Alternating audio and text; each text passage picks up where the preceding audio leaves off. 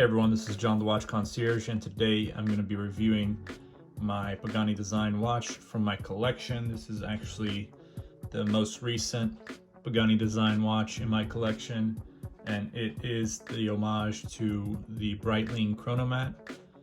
And I chose the green dial, and this watch is actually no longer in sale or no longer in stock by the Pagani Design store, and it's probably limited within resellers, I'm sure, because they have stopped producing it. I'm not exactly sure why, but my guess would be that Breitling is probably not happy with their homage, considering it looks very much like the actual Breitling Chronomat. However, of course, it's not the same quality. It's there's probably some minor differences that you could probably tell, and I don't think the Breitling customer would necessarily go to Pagani Design and buy a Pagani Design watch like this. So I don't think Breitling is really losing any customers due to Pagani Design making a very similar looking watch and copying the design and everything and selling it for a lower price. I don't think it's the same customer that ends up buying, especially because Breitling is at a higher price, you know, within the thousands of dollars, so $2,000, $3,000, $5,000 or more. So, you know, it's not really the same kind of customer. And so, of course, there might be some people that will have the, you know, a Rolex and a Breitling, and maybe they like the Pagani Design as well, and so they'll buy one. But the true Breitling customers would probably take offense to this, so I'm assuming, you know, they wouldn't buy this kind of watch.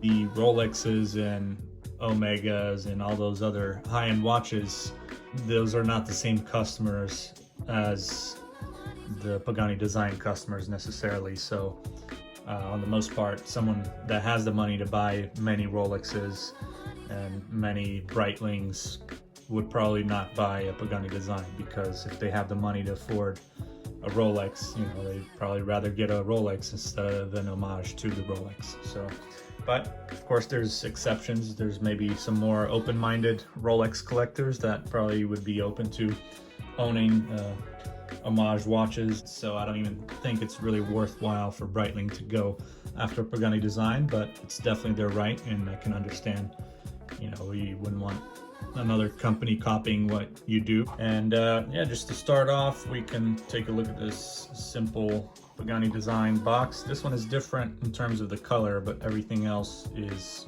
really, this is just the typical Pagani Design box that you'll get. You got this little padding here, which is nice, and of course secure enough for the watch to come in. And you get the guarantee card as well as the user's manual international guarantee. And so that's pretty much it, as well as this cloth that you get with every Pagani Design watch, which is always nice. But let's talk about the watch. So it is, as you can tell, a bigger sized watch. This is 42 millimeters case size with a case thickness of 14 millimeters. And it does look very much like the Breitling. Breitlings, you know, they have the kind of bigger size watches, and they do have that kind of tool watch or heftier looking watch and style. I guess it looks like a tank, essentially, a tank of a watch. And yeah, it's got sapphire crystal, 100 meters water resistant. Bezel is nice, but I would say it's kind of a little bit on the loose end. You could probably knock this easily and it'll move, so it's really light, kind of cheap sounding, I would say. But you know, it's expected with a watch that is priced like this one, so which is around $130, I believe, maybe less depending on the discounts and everything and where you get it from. But now you probably will have a harder time finding it, and so it might be a little bit more expensive. And it is mecha quartz, so it has the mechanical quartz Seiko movement, either VK63 or 64. There's no date window on this one, so as you can tell, But yeah, the small sub dial here on the bottom is for the regular seconds, and the main seconds hand here is for the chronograph seconds. And so you can just stop and then restart this and it goes back up to the top. And here you have the chronograph minutes, and this is just the 24-hour time. And you can see it's beautiful green dial, sunburst. One thing I do not like about this dial is the UGS. I find it kind of unnecessary to have that on the dial. Refers to Upgrade Grand Series, which it might be a more premium line of the Pagani Design watches. I'm not too sure exactly, but I think that's what it means. And here's the case back with a nice little, yeah, Upgrade Grand Series design with the anchor on there, and yeah, just a nice little design. It's looks like a very nicely screwed in case back, so definitely won't come any water inside the watch. And of course you have the screw down crown with the ability for you to move around quite easily with the hour and minute hands. It's got, I guess, a aluminum bezel insert, or it's maybe even part of the whole bezel itself, but I believe it's aluminum and not stainless steel. Reference number for this one is PD1705. Not sure it's actually on the back here. Oh yeah, it is right there at the bottom. So PD1705, as you can see, and it's got definitely some very interesting style links, and just bracelet in general is very different kind of style, which is very similar to the Chronomat, Breitling Chronomat style. So it's, you know, they did a very good job at copying that. But I'm sure there's probably some slight differences that one would be able to tell in terms of design.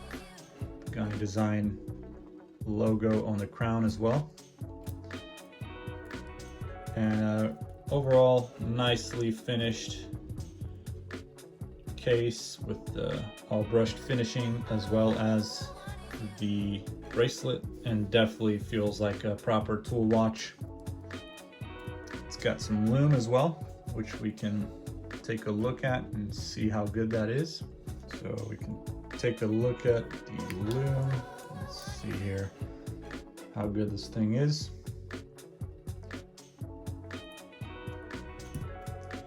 I will turn off this light here just to make it easier to see. So, all right, so just a few seconds of lume there, kind of lighting up the whole dial and case, bezel and everything. So, and this is what it looks like. So it is green, but maybe in this video it might look a little bit more on the blue side. Yeah, decent lume actually all over the dial, the hands, and even the lume pip right here at the top.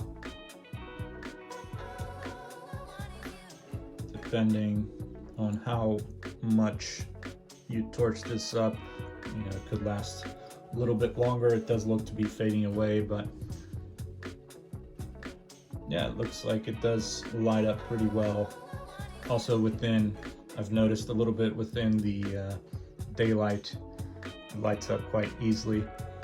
So it definitely has some good lume considering the price of the watch, so definitely worth it.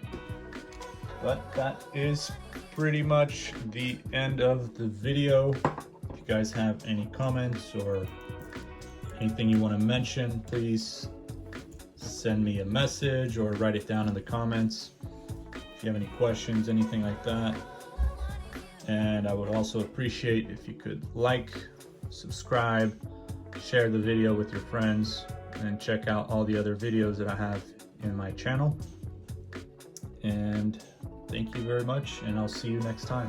Take care.